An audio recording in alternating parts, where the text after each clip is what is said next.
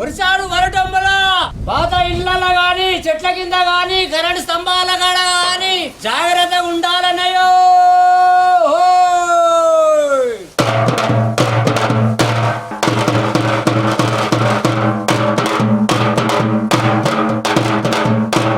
గ్రామాల్లో ఏదైనా సమాచారం చెప్పాలంటే డప్పు చప్పుడు ఆనవాయితీగా చెప్తూ వస్తారు ఇప్పటికీ కూడా. అంటే ఏ యుగం నడుస్తుంది, అందరి చేతిలో ఫోన్లు ఉంటున్నాయి, అయినప్పటికీ కూడా డప్పు చాటింపు అనేది ఆయా గ్రామాల్లో అది ఆనవాయితీగా వస్తుంది. అసలు డప్పు చప్పుడుకు సంబంధించి గ్రామస్తులు ఏం చెప్తారు, డప్పు వాయించే వ్యక్తులు ఏం చెప్తారు, ఒకసారి వాళ్ళతో మాట్లాడించే ప్రయత్నం చేద్దాం. ప్రస్తుతం నేను జిన్నారం మండలం కొడకంచి గ్రామంలో ఉన్న ప్రస్తుతం డప్పు వాయించే వ్యక్తి దగ్గరికి నేను వచ్చాను. ఒకసారి ఆయనతో మాట్లాడతా. ఏం అనౌన్స్ చేస్తున్నారు సార్? ఇప్పుడు వర్షాలు ఎక్కువ పడుతున్నాయి కదా సార్, కొంత పాత ఇండ్లలో కానీ కరెంటు స్తంభాల కింద కానీ చేపలు పట్టడానికి కానీ కొంచెం జాగ్రత్తగా ఉండాలి. ఎట్లా అనౌన్స్ చేస్తారు? కొంచెం జాగ్రత్తగా వెళ్ళాలి చేపలు పట్టడానికి. అయిపోయి కానీ నీళ్లు వెళ్తుంటే కొట్టుకొని కూడా పోయే అవకాశం ఉంటుంది అనమాట. ఇప్పుడు ఎన్ని సంవత్సరాలు వర్షాలు ఎక్కువ పడే స్టార్ట్ అయిన నుంచి చేస్తున్నాం సార్.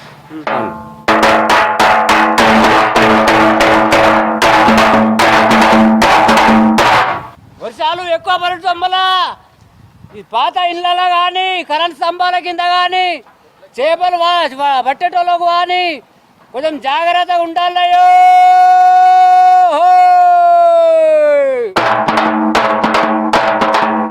ఎన్నేళ్ళ సంది చేస్తున్నారు డప్పు కొట్ట?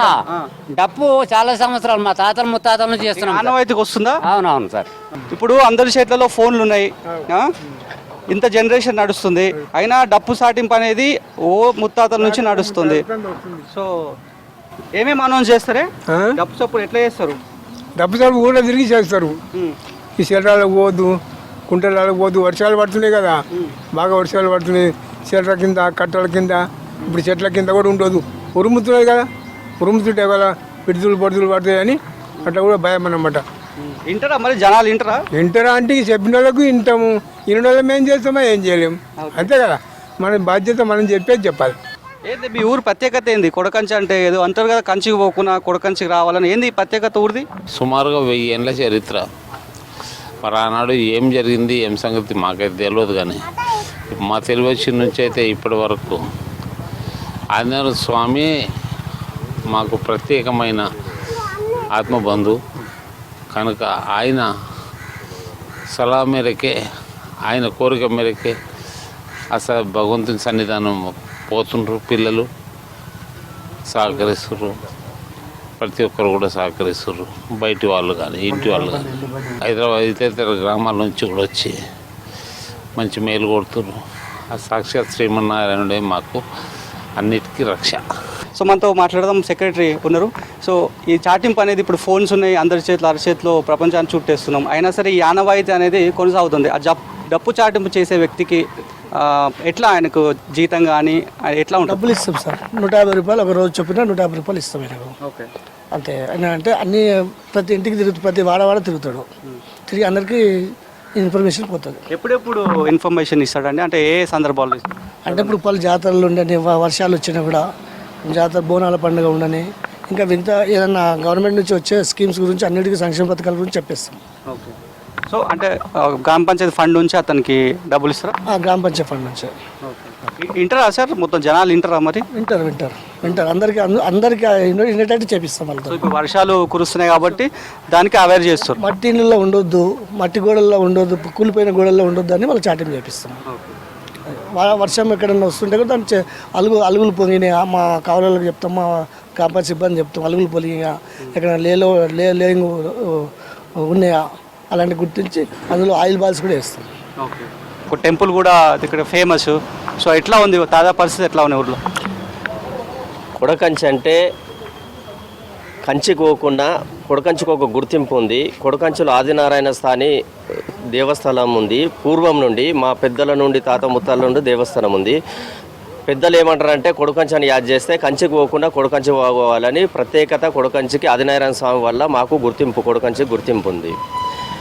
ఇక్కడ ప్రశాంతమైన వాతావరణం, అంతా వ్యవసాయం చేసుకుంటూ జీవించే వాళ్ళు వ్యవసాయం మీదనే ఆధారపడి ఉంటారు కాబట్టి పొద్దుగల లేవంగానే పెద్ద మనుషులు కానీ ఎవరు కానీ ఎవరి పనుల మీద వాళ్ళు చేస్తారు. జర వృద్ధులు ఇక కూర్చొని మామ అక్క తమ్మి అనుకుంటా కూర్చొని మాట్లాడి ముచ్చట చెప్పుకుంటారు.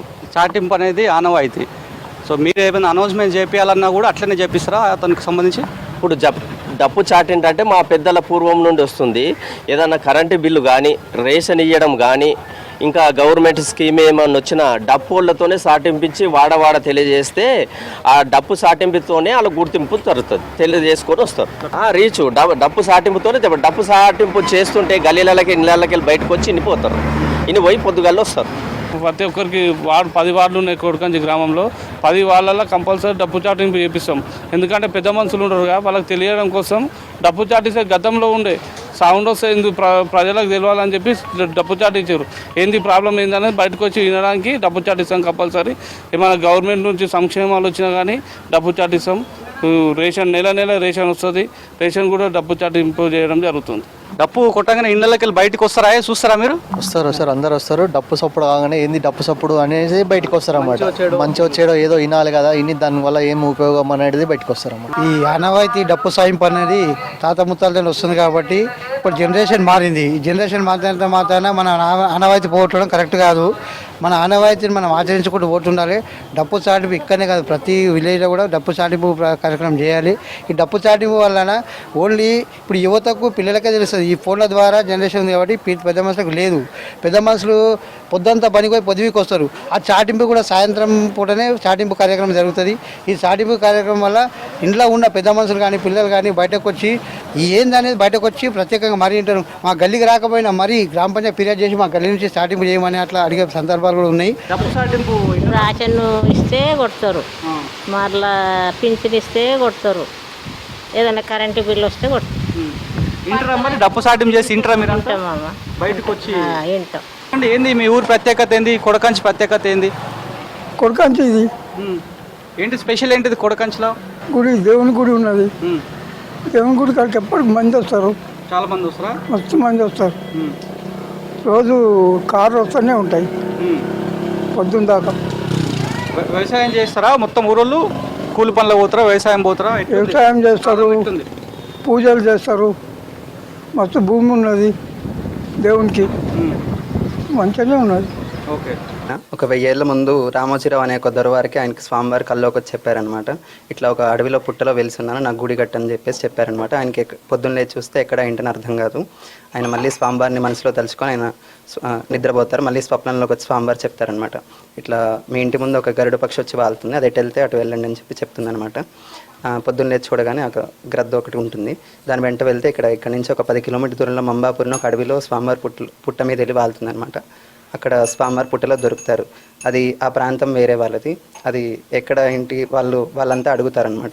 మాదంటే మాదని చెప్పి అనుకుంటారు. అందరూ ఒక ఒప్పందానికి వచ్చేసి ఒక ఎద్దుల బండి కట్టి ఎక్కడైతే ఆగుతుందో అక్కడ గుడి కట్టిస్తా అని చెప్పి ఆయన అనుకుంటారు. అక్కడ ఎద్దుల బండి కడితే ఇక్కడ వచ్చి ఆగిందనమాట.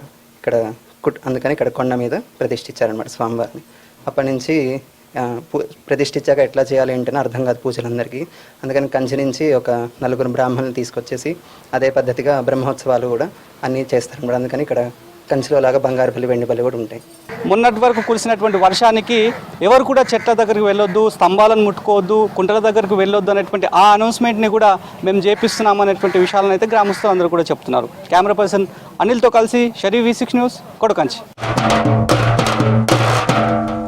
వర్షాలు పడటం వల్ల పాత ఇళ్ళలో గాని చెట్ల కింద గాని కరెంట్ స్తంభాల కాడ గాని జాగ్రత్తగా ఉండాలి.